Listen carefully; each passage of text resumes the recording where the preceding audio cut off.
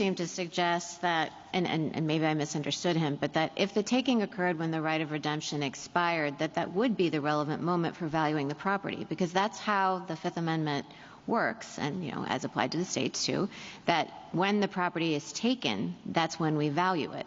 So kind of picking up on what Justice Sotomayor is saying, I had understood Mr. Liu's answer to be consistent because he was saying, well, you would kind of make that judgment about what it would get at auction at the time the right of redemption expired. But I understood you to be telling Justice Sotomayor something different, which is don't worry about that date. We still treat it as being worth whatever the auction yielded, even if it's a year later. Justice Barrett,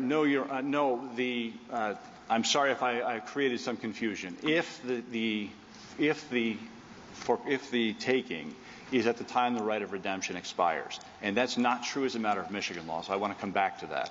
But with regard to if that's what the taking is, then yes, the valuation is as of that date, and the auction is as BFP suggested, the best evidence of that. If there is a significant delay, that might be something that would call into question whether the surplus proceeds are generated are the accurate reflection.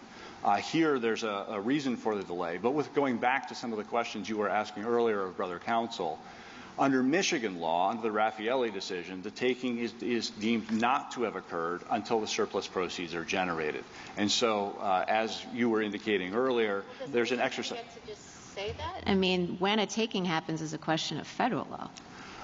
When a taking happens is a matter of federal law. The definition of the property interest is typically a question of state law, and as long as they're not defining away a pre-existing property interest, state law, my reading of this Court's jurisprudence is that state law would then govern.